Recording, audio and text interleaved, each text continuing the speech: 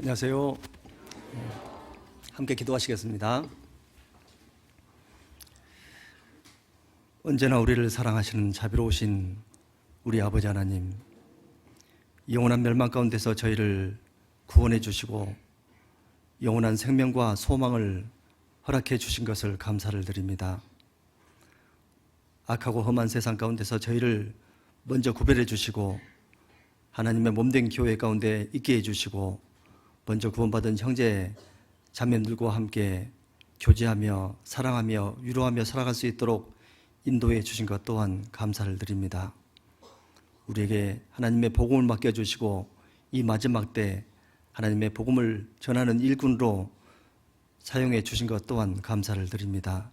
계속해서 우리가 우리 주위에 있는 많은 잃어진 영혼들에게 복음을 전할 수 있는 마음을 허락해 주시고 또 영혼을 바라보는 열정을 가질 수 있도록 주님께서 인도해 주시옵소서. 이제 2018년을 마무리하는 시점에서 우리의 1년 동안의 삶을 잘 돌아보고 또 새로운 1년을 준비하는 귀한 시간들이 될 수 있도록 주님께서 인도해 주시옵소서. 오늘 주일을 맞이해서 많은 형제 자매님들을 모아주시고 말씀의 교훈과 교제의 기쁨을 나눌 수 있도록 주님께서 인도해 주시옵소서. 예수 그리스도 이름으로 기도드렸습니다. 아멘. 성경 로마서 1장 찾으시겠습니다.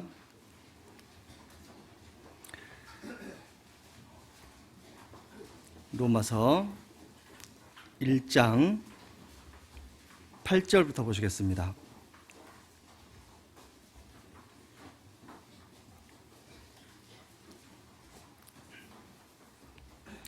로마서 1장 8절부터 제가 읽겠습니다.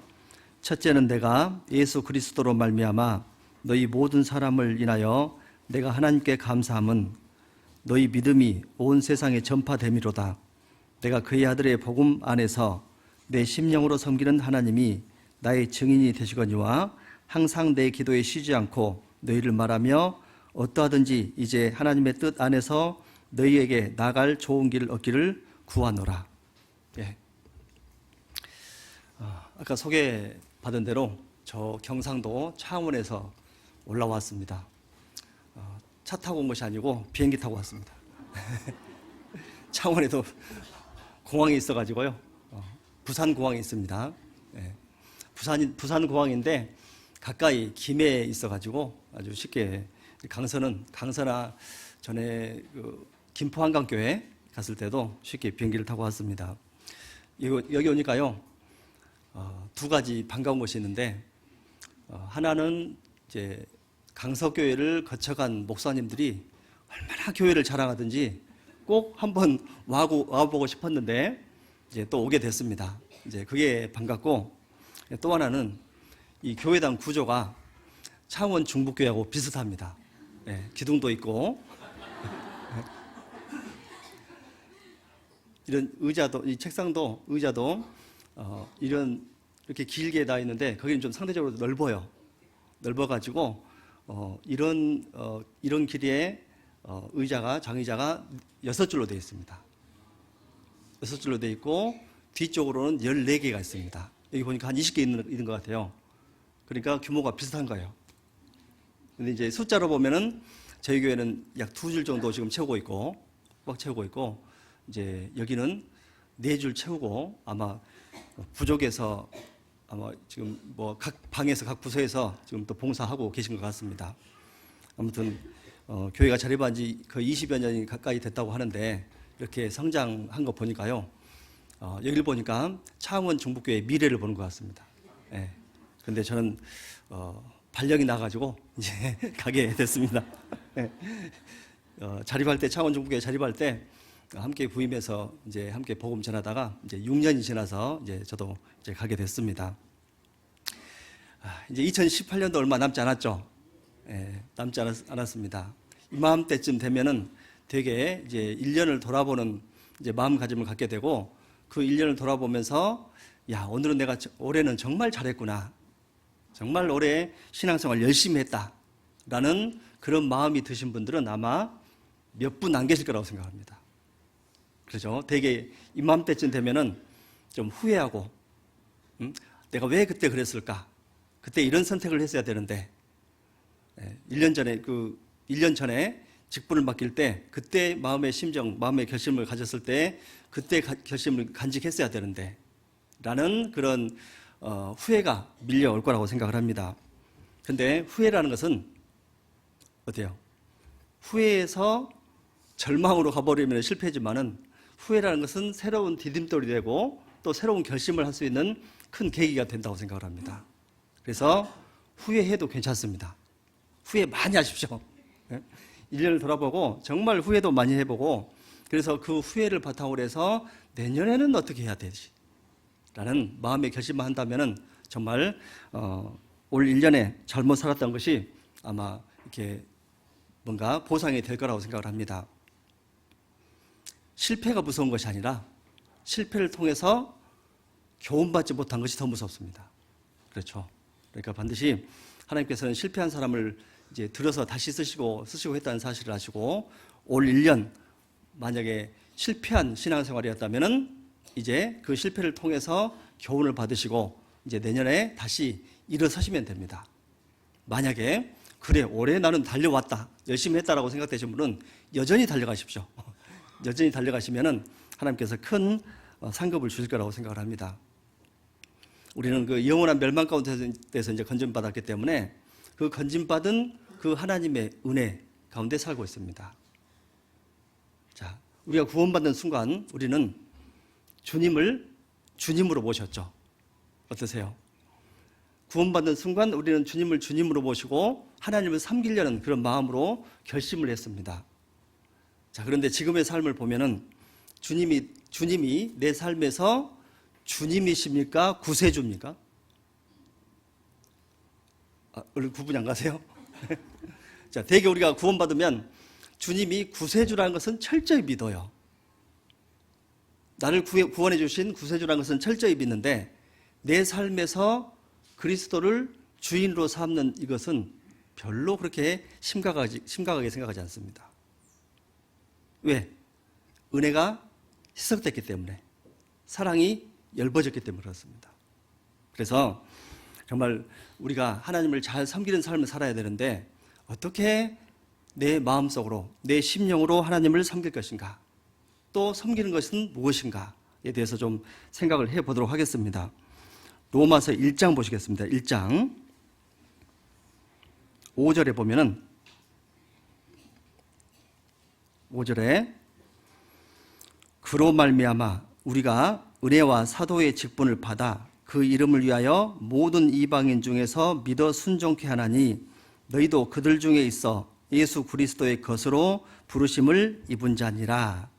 자, 예수 그리스도의 것으로 부르심을 입은 자다. 우리는 예수 그리스도 것이다.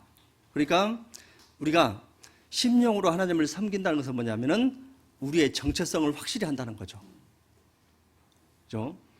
나의 정체성은 예수 그리스도의 것이다 라는 것을 확실히 마음속에 간직하고 사는 것이 바로 심령으로 하나님을 섬기는 아주 기본적인 일입니다.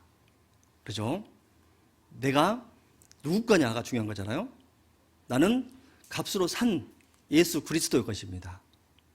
그런데 내 삶을 보면은 꼭 예수님께서 값으로 사주지 않은 것처럼 이제 사는 모습들이 많이 보이잖아요.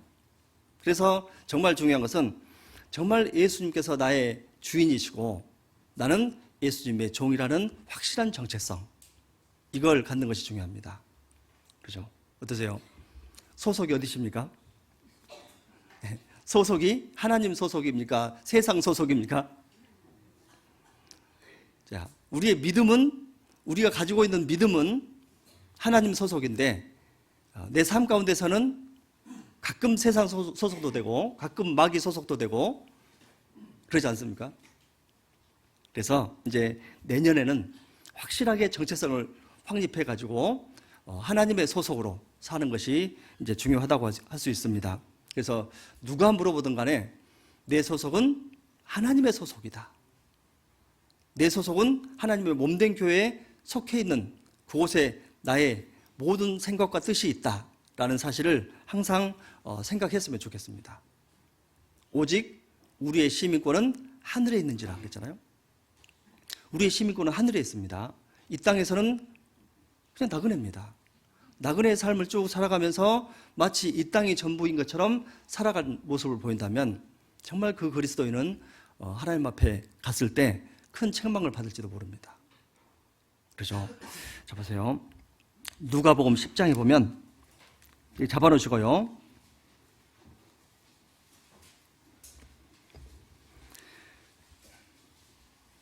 누가복음 10장 17절부터 보시겠습니다.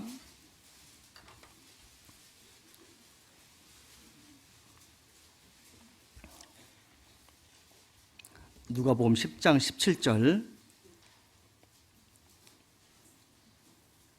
신약성경 110페이지입니다. 제가 읽겠습니다. 70인이 기뻐 돌아와 가로되 주여 주의 이름으로 귀신들도 우리에게 항복하더이다. 예수께서 이르시되 사단이 하늘로서 번개같이 떨어진 것을 보고 그것을 내가 보았노라 그랬죠. 그러니까 예수님께서 70명을 구별해가지고 이제 보냈습니다. 그 70명이 돌아와서 너무 기뻐한 거예요. 너무 기뻐했습니다. 사단 귀신들도 우리에게 항복하더이다. 그걸 보고 너무 기뻐한 거예요. 그런데 예수님께서는 정확히 이제 분별을 해주셨거든요. 20절에 보면은 그러나 귀신들이 너희에게 항복하는 것으로 기뻐하지 말고 너희 이름이 하늘에 기록된 것으로 기뻐하라 하시니라. 자, 뭘 기뻐해야 될까요? 우리가 기본적으로 뭘 기뻐해야 될까요? 내가 신앙생활하는 가운데 어떤 고난을 이겨내고 물론 기쁜 일이죠. 어떤 핍박을 이겨내고 물론 기쁜 일이죠. 어떤 힘든 일을 이겨내고 또 봉사를 완수해내고 임무를 완수해내고 물론 기쁜 일입니다. 그런데 그것도 기쁘지만 우리가 더욱 기뻐해야 될 것은 내 이름이 하늘에 기록된 것. 나 같은 사람이 하늘에 기록된 것. 자, 생각해 보십시오. 우리가 구원을 쉽게 받은 것 같죠? 또 주위에 형제 자매님들이 많으니까 우리가 뭐 쉽게 구원을 받고 쉽게 전도가 되는 것 같지만은 사실은 우리가 전도를 해보면은 교제에 안착한 사람은 별로 드물잖아요. 좁은 문인 겁니다. 지구상 인구 75억 명 중에 몇 명이나 구원을 받았을까요? 좁은 문인 겁니다. 그러니까 이걸 기뻐해야 되는 거예요. 우리가 75억 명 중에 구원받은 그리스도인에 속해 있다는 것은요, 크게 기뻐할 일입니다. 예수님께서는 어떤 행위를 따라서 그 행위를 따라서 어떤 결과가 있는 것을 기뻐한 제자들에게 가장 근본적인 기쁨을 제시합니다. 너 이름이 하늘에 기록된 것을 기뻐하라. 그렇습니다. 우리 마음속에 정말 하나님께서 주님이 되시고 하나님께서 나의 기쁨의 원천이 되신다는 사실을 마음에 깊이 간직하고 생각하고 기억하고 다닌다면 아마 소속이 분명해질 겁니다. 그렇죠? 어떠세요? 쭉 한번 생각해 보세요. 이제 내년에는요, 내년이 아닙니다. 이 시간 이후부터 나의 모든 삶 가운데서 내 소속은 하나님이고 교회다라는 것을 반드시 간직하셔야 할 거라고 생각합니다. 자, 종은요. 자, 우리는 예수 그리스도가 것이잖아요. 종입니다. 종은 항상 섬깁니다. 그렇죠? 자, 우리는 왜 심령으로 하나님을 섬겨야 되냐면은 종이기 때문에 그래요. 종이기 때문에. 자, 우리는 종으로서의 위치를 정확히 지켜야 됩니다. 섬기는 자들입니다. 자, 섬긴다는 것은 낮아지는 거잖아요. 낮아지는 것. 예수님께서도 우리를 섬기기 위해서 낮은 곳으로 오셨잖아요. 마찬가지로 형제 자매를 섬기기 위해서는 점점점 낮아지셔야 됩니다. 교회가 안정된 교회는 낮아진 사람이 많은 곳이 안정된 교회고, 요동치는 교회는 높아진 사람이 많은 곳이 요동치는 교회입니다. 자, 왜? 무게중심이 아래에 있으면 안정되죠. 저같이 키 크면요, 무게중심이 아주 흔들려요. 근데 무게중심이 딱 아래에 있잖아요. 그러면 아주 안정됩니다. 우리의 마음이 점점점 낮아질 때, 우리 모든 형제 자매님들의 마음이 섬기는 모습으로 점점 낮아질 때 교회는 안정됩니다. 우리는 섬기는 사람들입니다. 그렇죠? 그래서 예수님께서 섬기는 분으로 이제 오셔가지고 하시는 말씀이 정말 높아지는 유일한 길은 낮아지는 길이라고 가르쳤잖아요. 그렇죠? 누가 크냐라고 제자들이 서로 싸웠을 때 하늘에서는 하나님을 섬기는 사람이 클 거라고, 형제자매를 섬기는 사람이 클 거라고 했습니다. 그러니까 높아지는 유일한 길은 낮아진 겁니다. 그래서 높아지지 마십시오. 이게 저는 높은 곳에 있어서 이렇게 보는데요. 저는 항상 이렇게 다니면서 엘리베이터를 타면요, 제 눈이 높잖아요. 이렇게. 그래서 아무리 염색을 해도 우리 자매님들의 여기 희끗희끗한 다 봅니다. 이게 높아지면 안 돼요. 자, 높아지면 다 보여요. 형제자매들의 흠결이 다 보입니다. 높아지면 흠이 보이고 낮아지면 장점이 보입니다. 그렇게 되어 있습니다.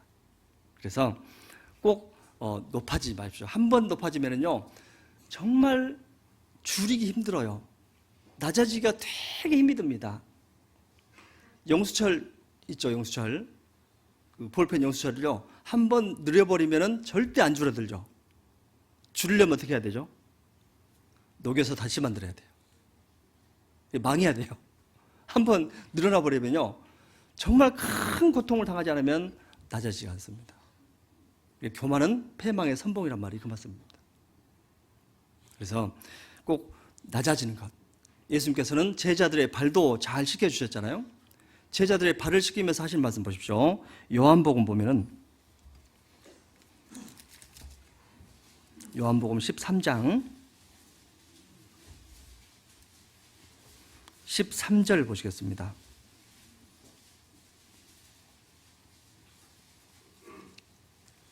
(13장) 13절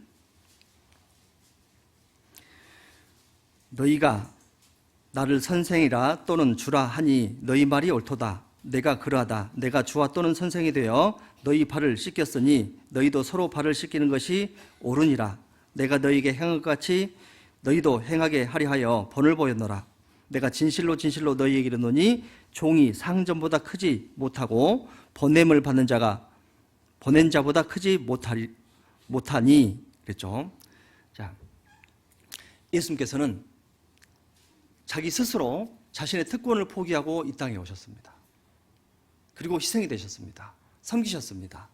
그리고 가장 높은 곳에 앉으셨습니다. 그렇죠? 제자들의 발을 씻었습니다. 당시에 발을 씻는다는 것은 주인도 씻지 않고 종도 씻지 않고 종이 씻는 것이 한 일이었습니다. 그 할 일이었거든요. 그런데 주님께서 제자들의 발을 씻기셨다는 것은 그만큼 낮아졌다는 거예요. 완전히 낮아져서 섬긴 거예요. 그 섬김을 통해서 희생했고 그 희생을 통해서 가장 높은 곳에 올라가셨습니다. 종은 섬기는 사람들입니다. 그래서 우리가 각각 은사를 받은 대로 선한 청지기같이 봉사하라 그랬죠. 그렇죠? 그래서 우리가 봉사하는 거예요. 그래서 많은 직분이 주어지게 되고 또 봉사를 통해서 섬기는 겁니다. 봉사는 섬기는 일입니다. 섬기는 일입니다. 섬기려면 정말 마음이 넓어야 돼요. 마음이 넓지 않으면 섬길 수가 없습니다. 그래서 마음이 점점 신앙생활 하면 할수록 넓어져야 됩니다. 신앙생활 하면 할수록 편협되면 안 됩니다. 되게 연세 드신 분도 계시는데 저도 이제 점점 나이를 먹어가니까요. 옛날에 그냥 아무것도 아닌 일들이 마음에 걸려요. 그러니까 마음이 편협되어지는 거예요. 아주 좁아지는 거예요. 이걸 없애려고 계속 마음을 넓히려고 애를 씁니다. 마음이 넓어야 되거든요. 정말 진정한 신앙생활은 모든 것을 포용하고 수용할 수 있는 사랑은 허다한 허물을 덮느니라는 그 말씀이 내 마음속에 확 박혀야 됩니다. 그렇거든요. 자, 우리가 형제 자매님들의 허물과 어떤 문제를 보면은 들춰내는 것은 마음이 좁은 거예요. 다 포용해서 덮어주는 것은 마음이 넓은 겁니다. 그거요. 특히 자기 자신한테 어떤 공격을 가했을 때, 어떤 공격이라고 하니까 좀 그러네요. 나쁜 말을 들었을 때 그 모든 것들을 다 이겨내고 왜 그런 말을 했을까라는 배경까지도 한번 생각을 해본다면은 아마 마음이 넓은 사람일 겁니다.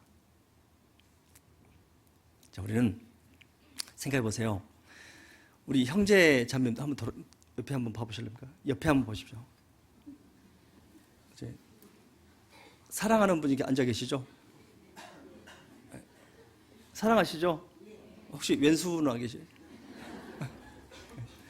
자, 사랑한 거요.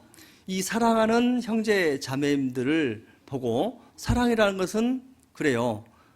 단점을 보는 것이 아니고 장점을 보는 것이 사랑이잖아요. 그러니까 사랑하는 거예요.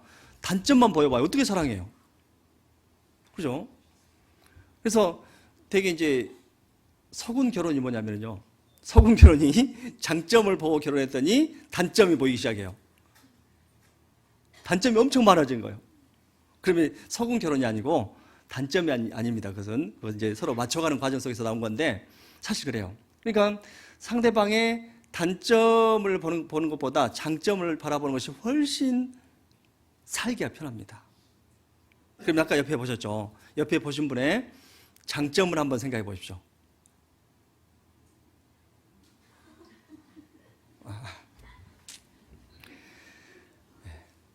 별로 안 나오죠? 단점을 한번 생각해 보십시오. 단점은 많이 나와요. 근데 문제는요, 사실은 우리가 생각만 해본다면 장점이 훨씬 많거든요. 장점이 훨씬 많은데 단점 몇 가지 때문에 그 사람을 딱 형상화, 이미지화 시킨 거예요. 아, 그런 사람. 자, 마음이 넓을수록 또 믿음이 깊을수록 상대방의 장점을 바라봅니다. 네. 그래서 장점만 바라보십시오. 이제 내년에는요, 장점만 잘 바라보십시오. 그러면 섬겨져요. 나보다 훨씬 잘한 것이 있는데요. 그죠? 어떤 형제 자매님들도요, 다 보면은 저보다 훨씬 잘한 것이 있어요. 어떤 분야가 있습니다. 그건 존경할 분야입니다. 그래서 우리는 섬길 필요가 있습니다. 그 섬기는 것은 마음에서 시작되죠. 마음이 있어야 섬기죠. 마음이 없는데 어떻게 섬겨요? 그죠? 섬긴다는 것은 이제 마음에서 쭉 섬겨지는데, 빌립보서 보겠습니다. 빌립보서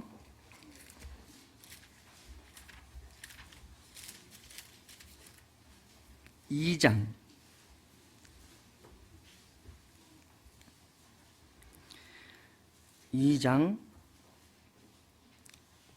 1절부터 보시겠습니다.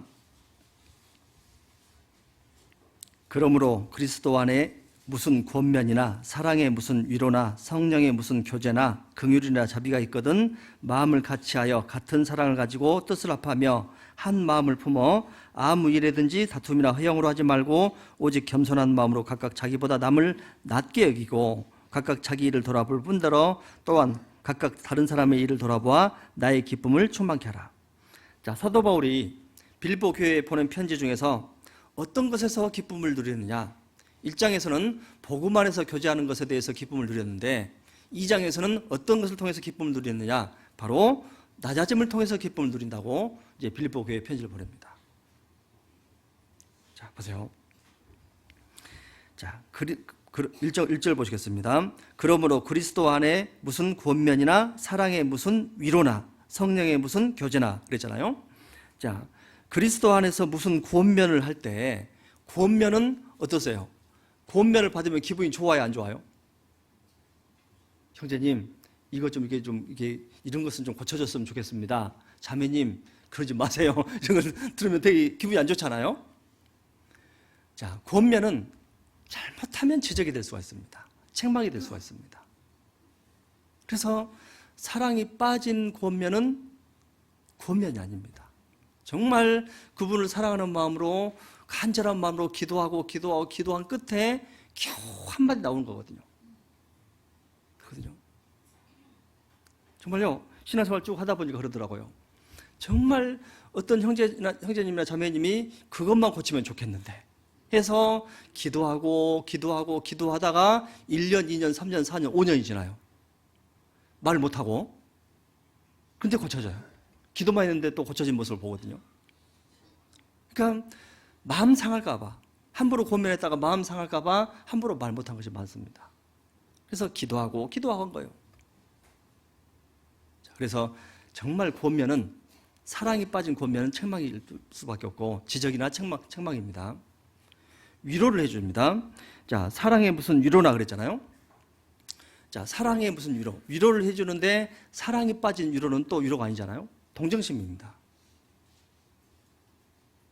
항상 정말 병중에 있는 형제 자매님들이라든지 또 힘든 형제 자매님들을 돌아볼 때 정말 사랑을 가지고 하십시오. 다른 것 말고 사랑을 가지고 하십시오. 사랑으로 가는 겁니다. 그래서 사랑으로 위로해 줬을 때 진정한 그 위로를 받게 돼 있습니다. 자, 그래서 진정한 위로를 해주려면 사랑을 가지고 가게 되고, 그 사랑은 내 마음입니다. 마음이 가야죠. 마음이 안 가면은 전해지지 않습니다. 다윗과 요나단이 왜 그렇게 기이한 사랑을 했냐면은 마음과 마음이 연락돼서 사랑했잖아요. 그 가운데는 하나님이 계셨습니다. 다윗과 요나단이 왜 그렇게 사랑을 했냐면은 너와 나 사이에는 하나님이 영원토록 계셔서 그랬거든요. 하나님이 계신 거예요. 형제와 형제 사이, 자매와 자매 사이, 성도와 성도 사이에는 하나님께서 계셔야 진정한 사랑을 할 수 있습니다. 하나님이 빠지면 육신적인 사랑밖에 되지 않습니다. 갈라디아서 5장 보시겠습니다. 갈라디아서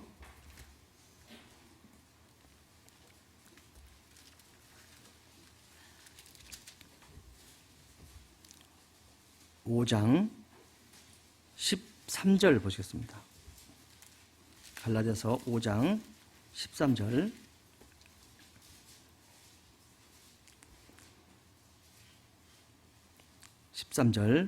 형제들아, 너희가 자유를 위하여 부르심을 입었으나 그러나 그 자유로 육체의 기회를 삼지 말고, 함께 읽겠습니다. 오직 사랑으로 서로 종노릇하라. 자, 그렇죠. 사랑으로 서로 종노릇하는 것이 진정한 섬김입니다. 우리는 교회에서 섬김을 요청받고 있습니다. 주님으로부터 섬김을 요청받고 있습니다. 그러면 섬겨야 되죠. 그러면 섬기는 거예요.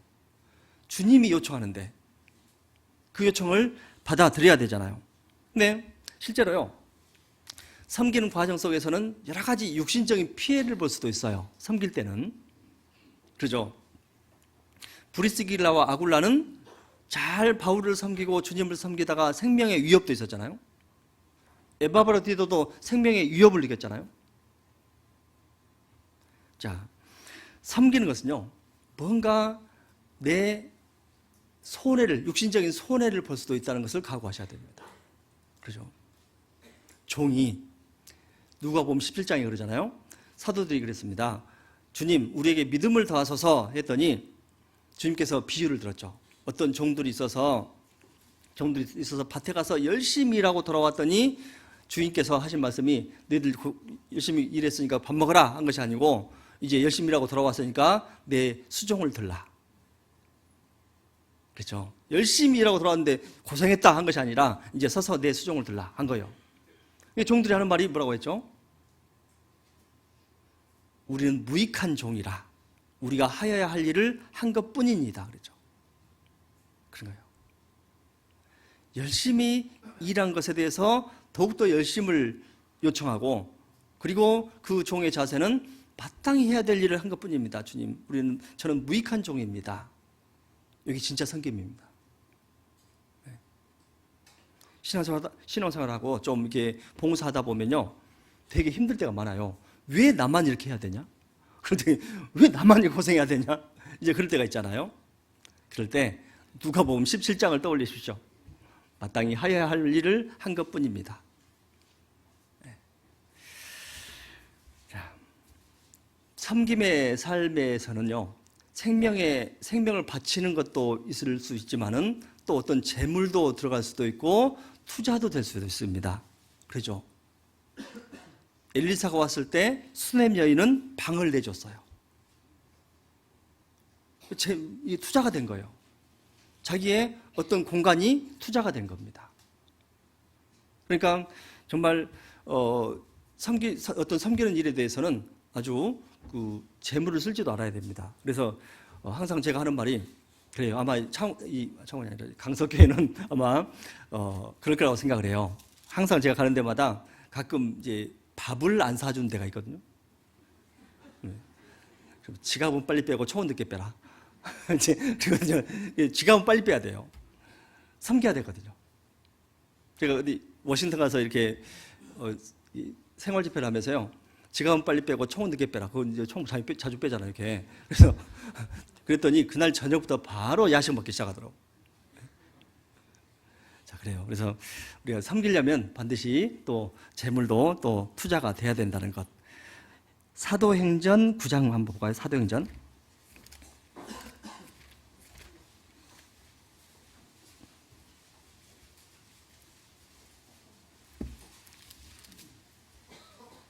사도행전 9장 36절에 보면은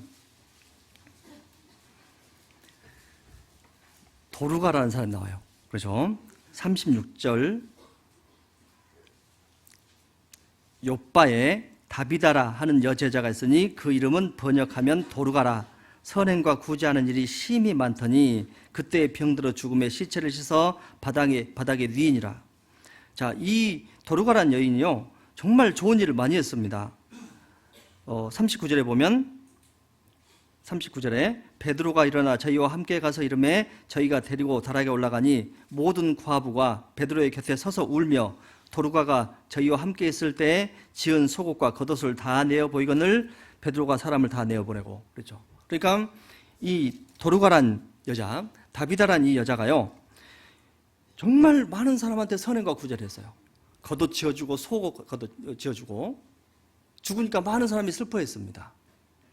자, 정말 이렇게 섬긴다는 것은 이런 물질과 어떤 내 투자가 요청될 수가 있습니다.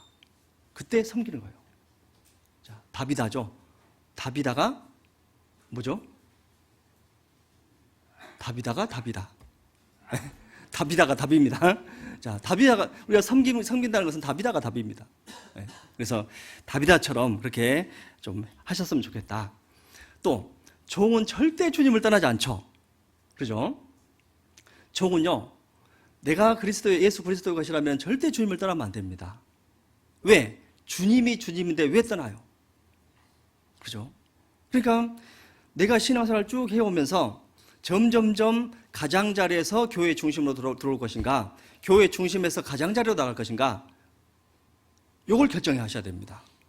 정말 내가 심령으로 하나님을 섬긴다면은 내가 점점점 교회 중심에 서서 정말 주님을 섬길 것인가, 점점점 교회 가장자리로 나갈 것인가.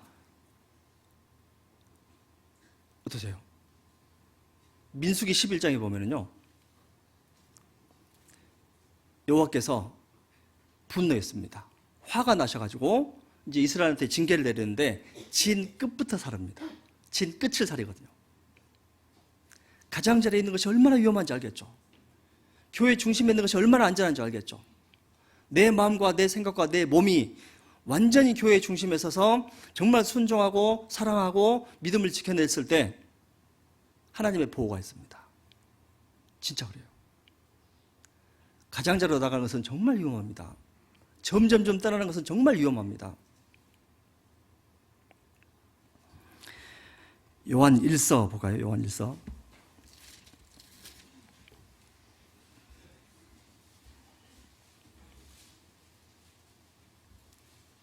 (5장) 1절 보시겠습니다. 요한 1서 5장 1절. 5장 1절 보시겠습니다. 예수께서 그리스도이심을 믿는 자마다 하나님께로서 난 자니 또한 내신 이를 사랑하는 자마다 그에게서 난 자를 사랑하느니라. 자, 보세요. 우리가 구원을 받았다면은 내신 이를 사랑한다. 우리가 믿음이 있다면은 나를 내신 이 하나님을 사랑한다. 또한 내신 이를 사랑하는 자마다 그에게서 난 자를 사랑하느니라. 서로 사랑한다는 거죠. 그러니까 중심이 뭐죠? 중심은 십자가입니다. 내가 사랑하는 중심은 십자가입니다. 서로 사랑하라 했을 때 서로 육신적인 사랑을 나눈 것이 아니고 중심에 십자가를 두고 중심에 주님을 두고 중심에 하나님을 두고 하나님을 사랑했을 때 우리는 서로 끈으로 연결되는 거예요. 그게 진짜예요. 진짜 구원받은 그리스도인들은 주님을 주님으로 모십니다. 주인으로 모십니다. 사랑합니다. 2절에 우리가 하나님을 사랑하고 그의 계명을 지킬 때 이로써 우리가 하나님의 자녀 사랑하는 줄 아느니라. 자, 보세요. 정말 주님을 사랑한 사람은 하나님께서 주시는 계명을 지킵니다. 그리고 그 지킬 때 이로써 우리가 하나님의 자녀 사랑하는 줄 아느니라. 순종을 통해서, 말씀에 대한 순종을 통해서 우리는 하나님의 그 크신 사랑을 점점점 깨달아갑니다. 순종하는 삶을 통해서 점점점 하나님의 사랑의 크기를 넓혀갑니다. 순종하지 않으면 결코 하나님의 사랑의 크기를 넓힐 수가 없습니다. 순종했을 때 정말 하나님의 사랑이 점점점 내 속에서 커지게 되어 있습니다. 마음이 넓어지게 되어 있습니다. 4절입니다. 대저 하나님께로서 난 자마다 세상을 이기느니라. 세상을 이긴 이김은 이것이니 우리의 믿음이니라. 그죠? 그런 사람이 믿음을 가지고 세상을 이겨내게 되어 있습니다. 그런 사람. 그러니까 정말 우리가 구원을 받았다면 하나님을 사랑하고 성도를 사랑하고 순종하고 그리고 믿음으로 세상을 이겨내는 이것이 우리 신앙의 본질입니다. 자, 그래서 섬긴다는 것은요, 충성하는 거잖아요. 충성하는 겁니다. 섬긴다는 것은 정말 충성을 바치는 건데, 여호수아는 정말 탁월한 자질을 가지고 있었음에도 불구하고 계속해서 모세를 섬겼습니다. 모세를 섬긴 끝에 이스라엘의 지도자가 됐습니다. 보세요. 여호수아가 얼마나 탁월했습니까? 그럼에도 불구하고 모세 밑에 있었던 거예요. 엘리사는 얼마나 탁월했는데 엘리야 밑에 있었잖아요. 계속 엘리야를 떠나지 않았잖아요. 그것이 바로 우리가 주님을 섬기고 주님께 충성을 바치고 주님의 종으로서 살아가는 자세라고 할 수 있습니다. 자, 사울은 끝까지 충성되지 못했죠. 압살롬도 끝까지 충성되지 못했죠. 데마도 세상으로 가버렸죠. 자, 종의 위치에서 떠나버린 겁니다. 종의 위치에서 멀리 가버린 겁니다.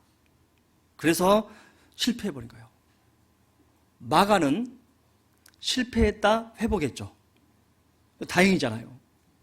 우리가 비록 실패할 수도 있지만은 다시 하나님께서는 회복시킬 수 있다는 그 믿음을 가지고 또 내년을 잘 준비하셨으면 좋겠습니다. 네. 이렇게 하면은 마무리 멘트 같죠? 아닙니다. 네. 끝낼래나? 벌써 40분밖에 안 지났는데 아니에요. 다음 주제가 있어요. 다음 주제가. 네. 자, 그리스도인의 정체성 중에 또 하나가 뭐냐면은 로마서 1장 보시겠습니다. 7절 보시겠습니다.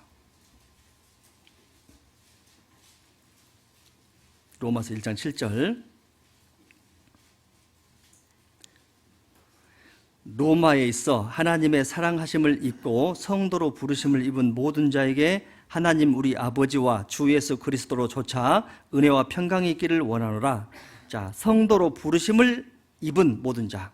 자, 그리스도인의 정체성 중에 또 하나가 뭐냐면은 부르심을 받은 사람이다. 그렇죠? 소속은 하나님의 소속이고, 그리고 우리는 부르심을 받은 사람이다. 라는 것을 항상 알아야 됩니다. 하나님께서 나를 불러주셨구나. 세상 가운데 살고 있는 나를 불러주셨구나. 지옥에 갈 수밖에 없는 나를 불러주셨구나. 불러주신 거예요.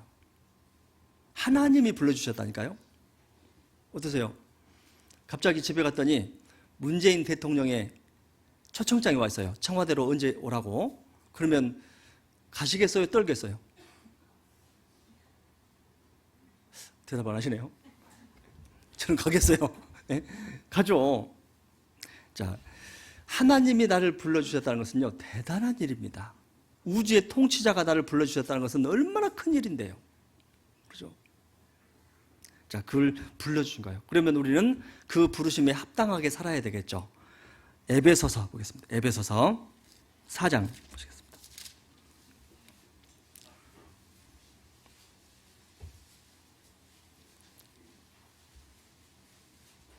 에베소서 4장 1절에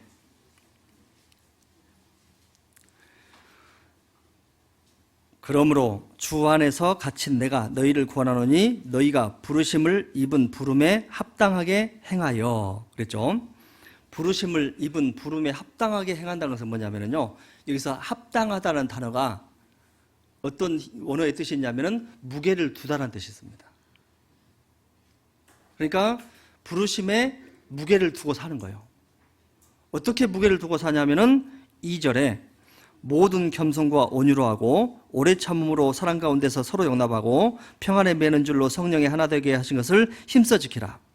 자, 어디에 정말 우리가 무게를 두고 살아가야 되냐면은 모든 겸손과 온유에 무게를 두고 살아가라는 이야기죠.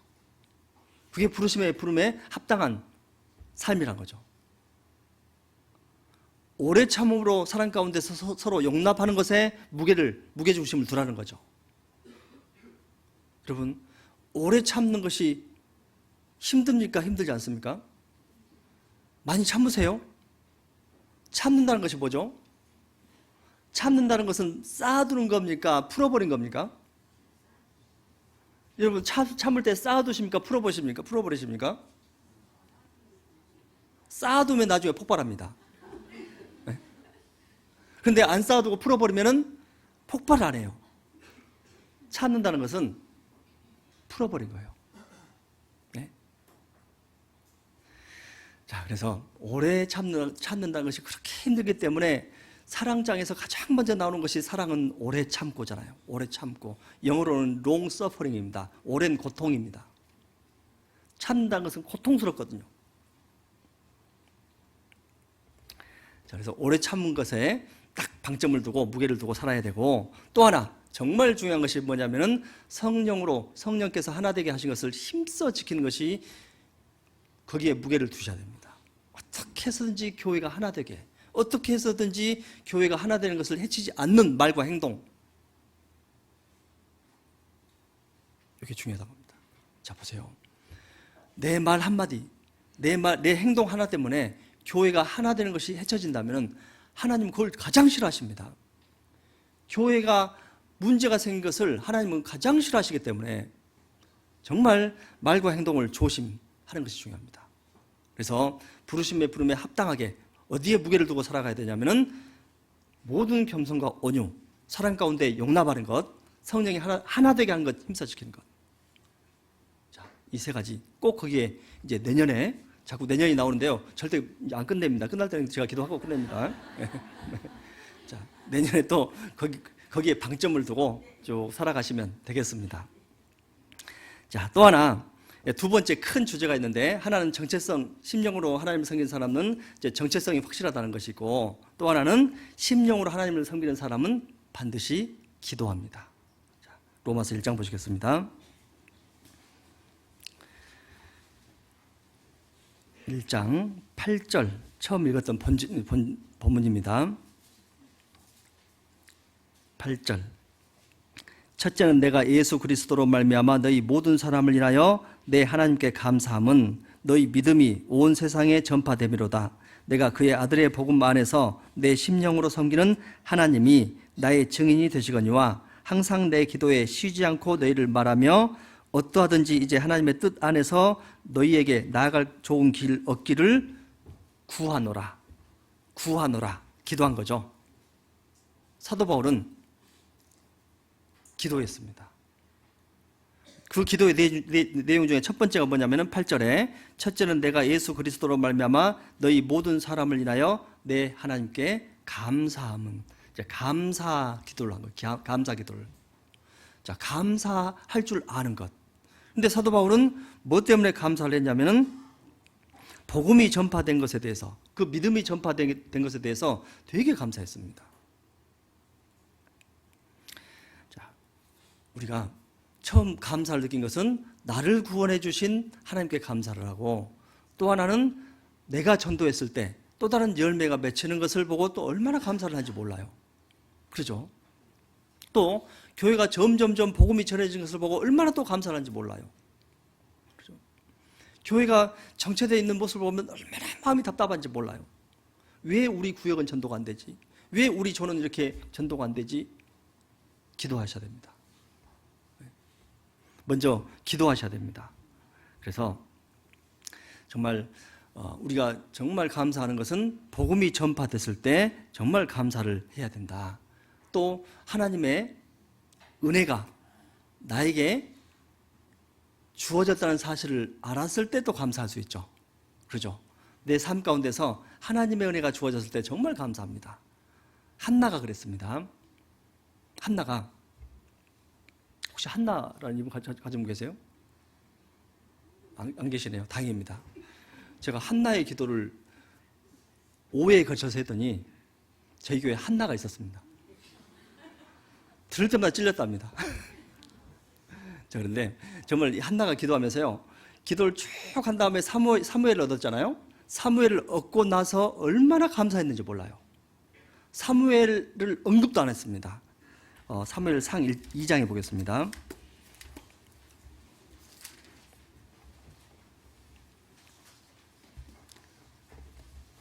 사무엘상 2장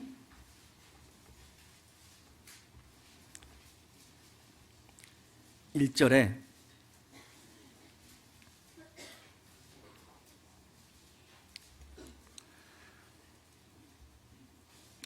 한나가 기도하여 가로되 내 마음이 여호와를 인하여 즐거워하며 내 뿔이 여호와를 인하여 높아졌으며 내 입이 내 원수들을 향하여 크게 열렸으니 이는 내가 주의 구원을 인하여 기뻐함이니이다. 자, 보세요. 한나가 그토록 원하는 사무엘을 얻었는데도 불구하고 내가 사무엘로 인하여 기뻐했단 말이 없어요. 내가 여호와를 인하여 기뻐했다고 합니다. 이게 감사기도입니다. 우리는 되게 은혜를 받으면, 선물을 받으면 선물에 기뻐합니까? 선물을 주신 분을 기뻐합니까? 어디를 먼저 쳐다봐요? 솔직히 해봅시다. 선물 쳐다봐요? 주신 분 쳐다봐요? 네? 선물 쳐다봐요. 손에 들린 선물 쳐다봐요. 근데 정말 중요한 것은 나한테 은혜를 주신 원천을 기억하고 그분께 감사드린 것이 정말 중요합니다. 우리는 되게 은혜 받은 것에 대해서는 좋아하고 기뻐하고 그냥 피상적으로 감사할지는 모르겠지만 그 은혜를 주신 하나님에 대해서는 크게 기뻐하지 않습니다. 내가 여호와를 인하여 기뻐하고 그러죠. 왜 한나가 이렇게 큰 기도를 드릴 수가 있었냐면은, 보세요. 1장 6절 보시겠습니다. 사무엘상 1장 6절.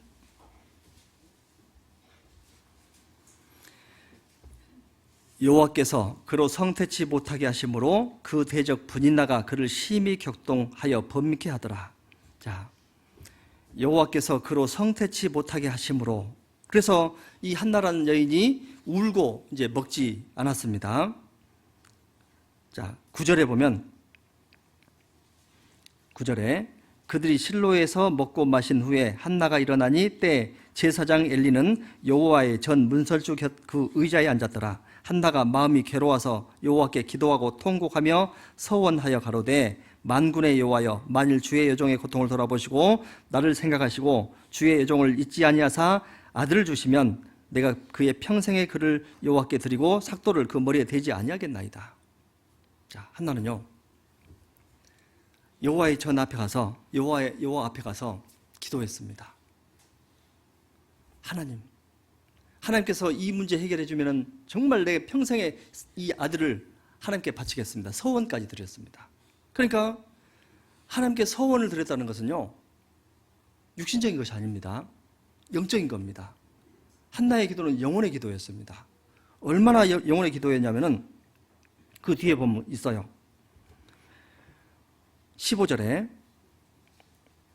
한나가 대답하여 가로되 주여 나의 주여 그렇지 아니하니이다. 나는 마음이 슬픈 여자라 포도주나 독주를 마신 것이 아니요 여호와 앞에 나의 심정을 통한 것뿐이오니. 하나님께 내 심정을 토해내는 것이 기도입니다. 그 기도를 드린 거예요. 한나는 모든 문제 해결의 핵심은, 열쇠는 하나님이 쥐고 있다는 것을 안 거예요. 여호와께서 성퇴치 못하게 하심으로, 하나님께서 성퇴치 못하게 하셨기 때문에 기도할 수밖에 없어요. 그래서 그 문제의 핵심을 정확히 한 거예요. 문제 해결의 열쇠는 하나님께 있구나 라고 하나님 앞에 나아가서 정말 간절히 기도를 했습니다. 심정이 통해버렸습니다. 자, 심정이 통한 기도 하십니까? 정말 하나님의 영과 내 영이 통하는 기도를 하십니까? 그거 되더라고요. 제가 이번에 발견할 때요, 제가 기도를 했습니다. 육신적인가? 기도를 했습니다. 어떤 기도를 했냐면은 그냥 유머로 들어주세요. 하나님, 저 올해 발견할 건데 창원이 대도시거든요. 110만 명입니다. 시는 시고 구는 싫고요, 싫어요. 하나님. 또 너무 도시 말고 좀 도농 복합형으로 아주 좀 시골스러운 싫어요. 하나님. 그리고요, 전라도로요. 그런데 전북 김제로 돼버렸어요. 김제 시입니다. 도농 복합입니다. 제가 내심 전라남도로 가고 싶었는데 남도란 말을 안 해버렸어요. 전라도라고 해버렸어요. 하나님께서 또 마음을 아시면서 또 전라북도로 했는데, 어쨌든 기도를 간절히 기도하면 통한다니까요. 정말 그런 것이 많아요. 그러니까 어떤 그 형제님은요, 뭡니까, 그 전세를 살다가 나가는데 이 주인이 전세금을 안 빼주는 거예요. 그래서 너무 고통스러워하다가 한 번은 이제 출근해서 의자 앉으면서요, 딱 그랬답니다. 아이고 하나님, 이제 오늘 중으로 해결 좀 합시다. 하나님, 왜 그러세요? 그날 오후에 전화가 왔답니다. 네. 이렇게 하나님께서는요, 심정이 통한 걸 드려요. 무릎 꿇고 형식적인 기도가 아니고 정말 심정이 통한 기도는 들어주십니다. 진짜 그래요. 얼마나 이 한나가 믿음이 있었냐면은 17절 보시겠습니다. 17절. 엘리가 대답하여 가로되 평안히 가라. 이스라엘의 하나님이 너의 기도하여 구한 것을 허락하시기를 원하노라. 가로되 당신의 여종이 당신께 은혜 입기를 원하나이다 하고 가서 먹고 얼굴에 다시는 수색이 없으니라. 자, 보세요. 이 한나는 믿음이 있었던 거예요. 엘리가 말을 해주니까 그렇게 울고 먹지 않은 사람이 가서 울지 않고 이제 먹었습니다. 슬픈 기색도 없었습니다. 문제가 해결된 것이 아니었어요. 아이를 주신 것도 아니었습니다. 가장 근본적인 문제, 아이가 없는 문제가 해결되지 않았는데 엘리의 말을 듣고 믿음으로 갔습니다. 그래요. 기도라는 것이 그렇습니다. 기도는 문제가 해결돼서 감사한 것이 아니고 믿음으로 받아들인 것이, 내가 기도를 했으면 하나님께서 반드시 들어주실 거라는 믿음으로 받아들인 것이 진정한 기도입니다. 무응답도 응답입니다. 응답이 지체될 수도 있습니다. 반대되는 결과가 있을 수도 있습니다. 다 응답입니다. 꼭 내가 원하는 대로 하는 것이 기도가 아닙니다. 기도의 응답이 아닙니다. 하나님은 내 현재 상태에서 가장 좋은 것을 주시기를 원하거든요. 자, 그래서 한나는 그 문제를 완전히 해결했습니다. 그렇죠? 은혜 입기를 원하나이다. 그렇죠? 여러분, 많은 그동안에 은혜를 입었을 겁니다. 구원받은 후에도요, 정말 많은 은혜를 입었을 겁니다. 정말 우리가 또 하나 기도해야 될 것이 뭐냐면은 그 은혜가 지속되기를 원합니다. 라는 기도도 하셔야 됩니다. 그 은혜에 대한 감사뿐만 아니고 그 은혜가 좀 지속됐으면 좋겠습니다. 룻이 그랬습니다. 룻이 보아스가 그렇게 보아스의 밭에서 잘 내주니까요, 보아스한테 한 말이 그 은혜의 입기를 원하나이다. 이 말은 끝까지 은혜가 지속되기를 원합니다. 라는 말이었습니다. 정말 우리가 하나님의 은혜를 받았다면 그 은혜가 계속해서 내 삶 속에서 지속되기를 원해야 됩니다. 지속되기를 원하려면 어떤 삶을 살아야 되는지 알겠죠? 아시겠죠? 아까 말씀드렸지만 사랑과 순종과 믿음 가운데 살아갔을 때 은혜는 계속해서 지속됩니다. 자, 그래서 아까 말씀드렸던 2장 1절에 내가 여호와를 인하여 그렇잖아요. 우리가 신앙생활을 하다 보면은요, 믿음 신앙생활을 합니다. 정말 좋은 신앙생활을 열심히 합니다. 열심히 하다가 뭔가가 딱 마음에 걸리기 시작하고 어떤 문제가 안 풀리기 시작하면은요, 딱 하는 말이 뭐죠?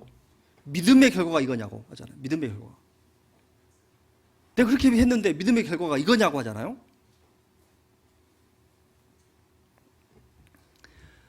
내가 열심히 살고 있는데 왜 하나님은 이렇게 나를 힘들게 하냐고 원망할 때도 있습니다. 그러나 그것은 알아야 됩니다. 중간 단계입니다. 내 삶의 중간 단계입니다. 내 삶의 끝에 봐야 됩니다. 내 삶의 끝에서 봐야 됩니다. 내 믿음의 결과가 현재 안 좋습니까? 더 기다려 보십시오. 반드시 좋아집니다. 좋은 선택은, 좋은 결정은 반드시 좋은 결과를 낳습니다. 나쁜 결정과 나쁜 선택은 반드시 나쁜 결과를 낳습니다. 좋은 선택을 했을 때, 좋은 결정을 했을 때, 하나님 안에서 좋은 결정을 했을 때는 현재는 안 좋아 보여요. 고통스러워 보입니다. 힘들어 보입니다. 그렇지만 결과는 반드시 좋게 되어 있습니다.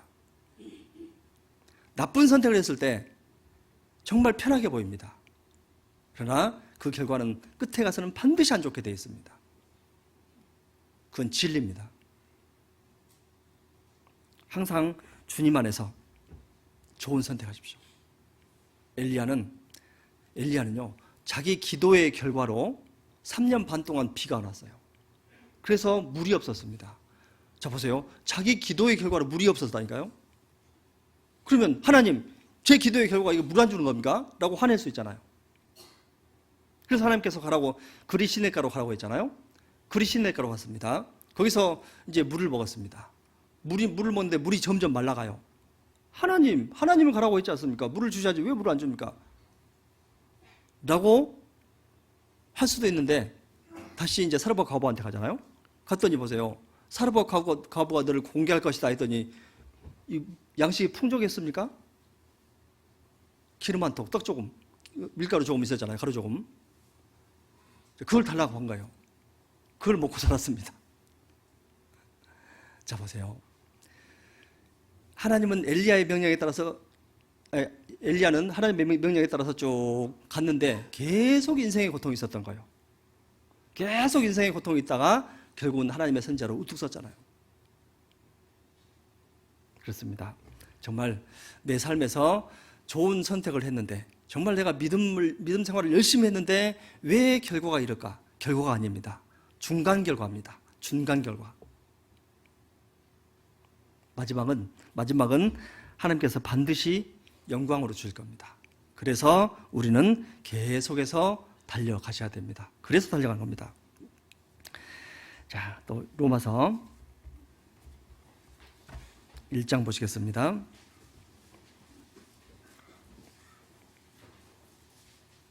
로마서 1장 11절 보시겠습니다. 11절.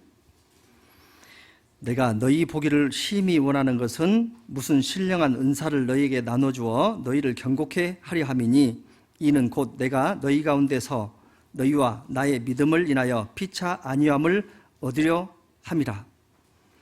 형제들아, 내가 여러 번 너희에게 가고자 한 것을 너희가 모르기를 원치 아니하노니 이는 너희 중에서도 다른 이방인 중에서와 같이 열매를 맺게 하려 함이로되 지금까지 길이 막혔도다. 자, 세 번째 큰 주제입니다. 심령으로 하나님을 섬기는 사람은 교제의 목적을 분명히 합니다. 자, 어떤 교제의 목적이 있냐면은 첫 번째 11절에 내가 너희 보기를 심히 원하는 것은 무슨 신령한 은사를 너희에게 나눠주어 너희를 경고케 하려 함이니. 자, 경고케 되는 것.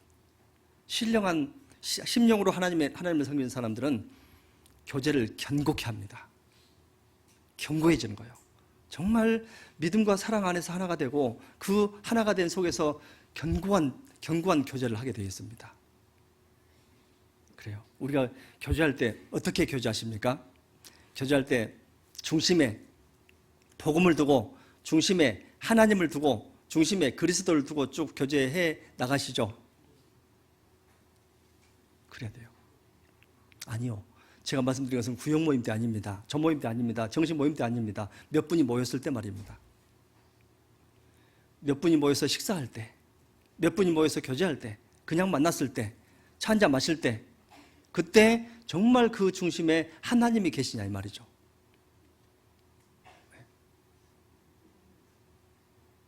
그 중심에 하나님이 계십니까? 어떤 잘못한 형제 자매를 끌어와서 그러진 않죠. 네. 이건 문제입니다. 보세요. 갈라디아서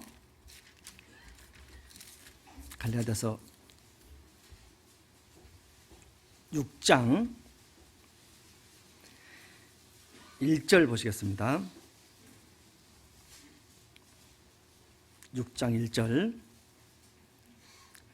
형제들아, 사람이 만일 무슨 범죄한 일이 드러나거든 신령한 너희는 온유한 심령으로 그러한 자를 바로잡고 내 자신을 돌아보아 너도 시험을 받을까 두려워하라. 자, 온유한 심령을 가진 믿음에 앞선 사람, 믿음의 강한 자, 믿음의 강한 자는 다른 어떤 형제 자매의 범죄한 일이 드러나면은 자기 자신을 먼저 돌아보라겠죠. 자기 자신을. 온유한 심령을 가진 사람들은 먼저 자기를 돌아봅니다. 정말 믿음이 깊은 사람은 어떤 문제가 드러나면은 나를 먼저 돌아봅니다.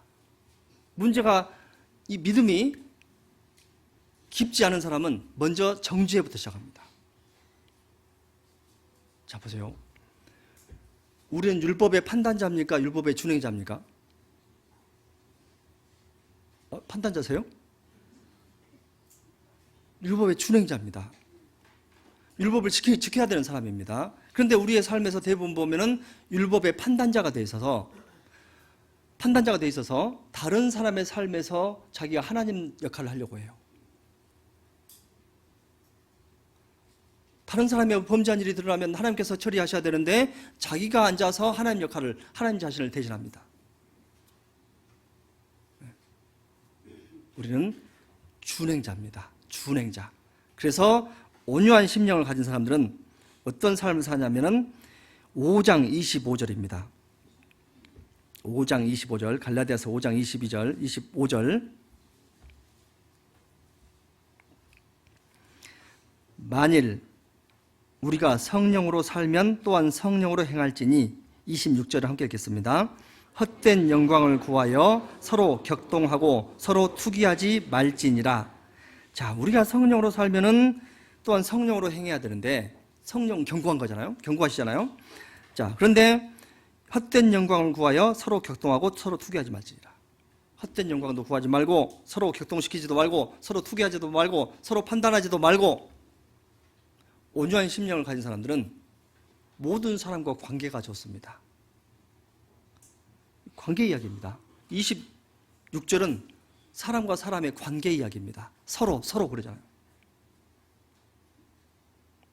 서로 격동하고 서로 투기하면 관계가 좋을까요? 안 좋잖아요. 교회가 견고하려면 우리 형제 자매들의 관계가 좋아야 되는 거예요. 성령이 하나 되게 하신 것을 힘써 지키는 것이 관계에 좋게 만드는 거예요.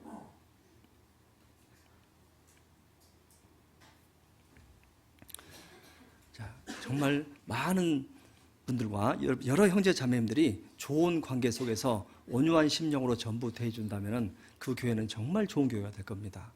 그래서 강석교회도 이렇게 많이 성장했잖아요. 정말 좋은 교회로. 자, 로마서 1장 12절 보시겠습니다. 12절.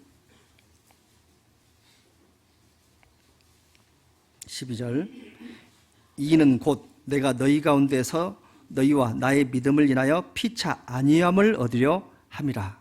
자, 정말 교제의 목적은 서로 안위하려고, 서로 위로하는 거예요. 위로하는 것. 교제는 위로입니다. 교회는 나오시면 위로받으셔야 됩니다. 자, 여러분, 교회에 오셔서 위로받아야 될까요? 혼나야 될까요? 네? 생각해 보세요. 교회 오시면 위로받아야 돼요.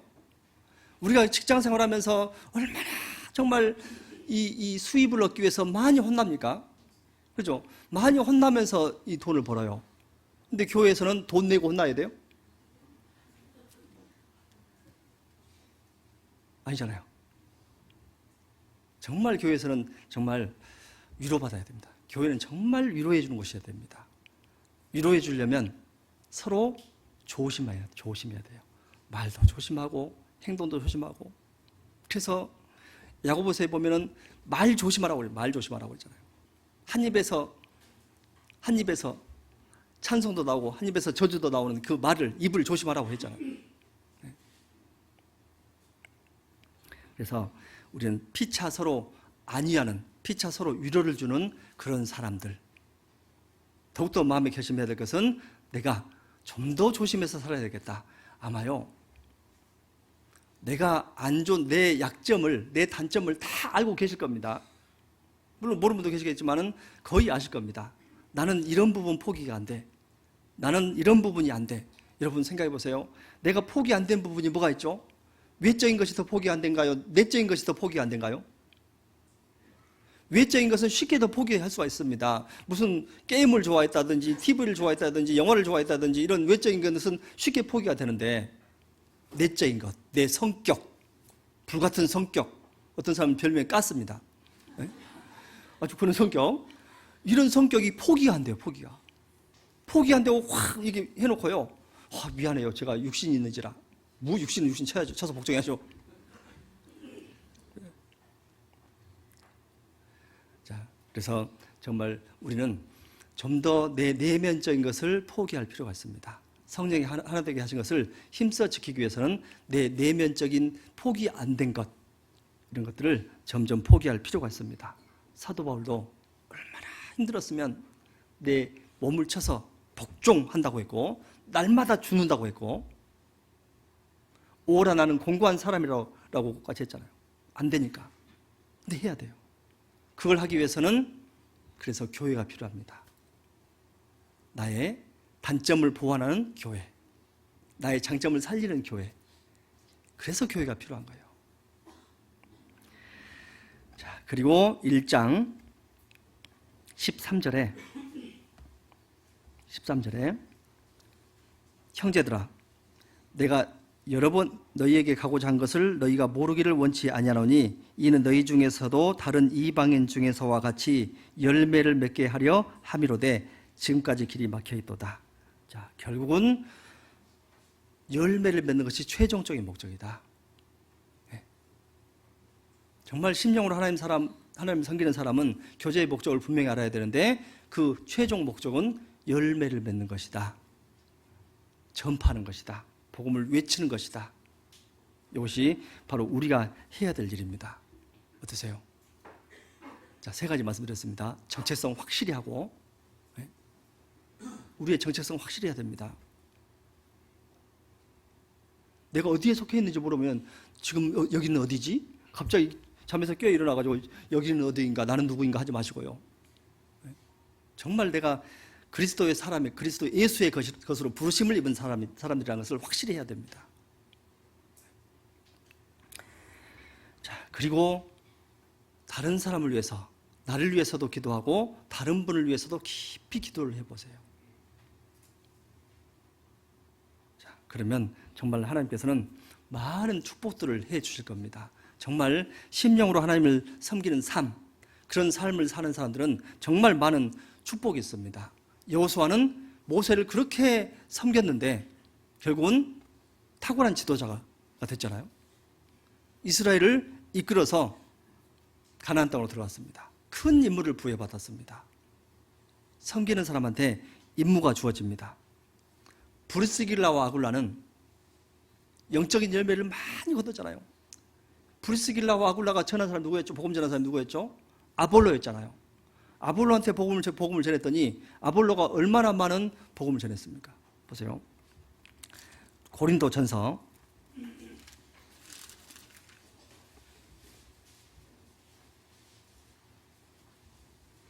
3장 6절 보시겠습니다.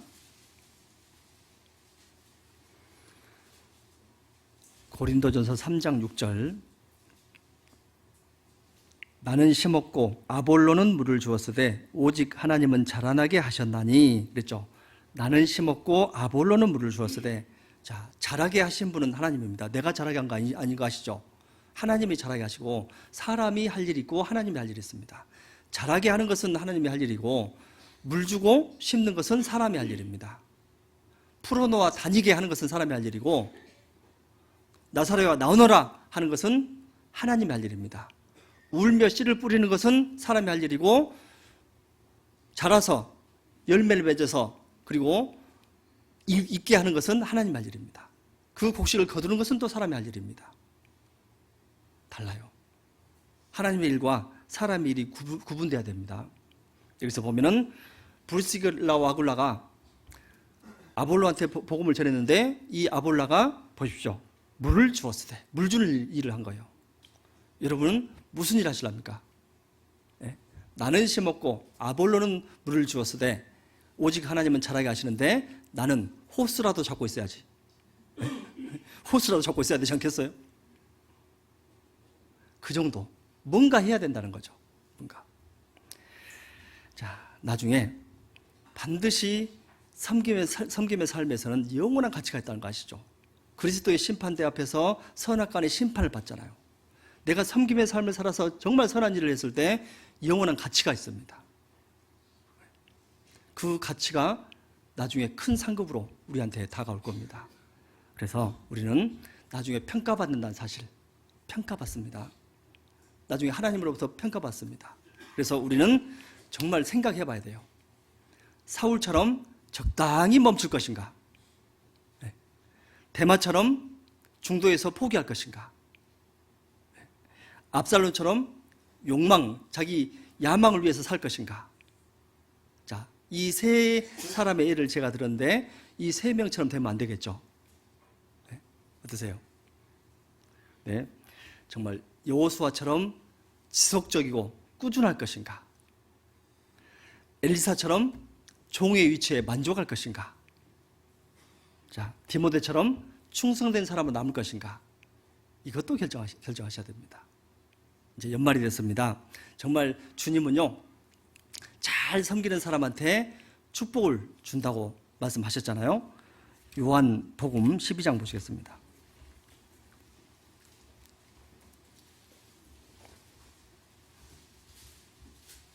요한복음 12장 26절입니다. 요한복음 12장 26절. 사람이 나를 섬기려면 나를 따르라. 나 있는 곳에 나를 섬기는 자도 거기 있으리니 사람이 나를 섬기면 내 아버지께서 저를 귀히 여기시리라. 사람이 나를 섬기면 내 아버지께서 저를 귀히 여기시리라.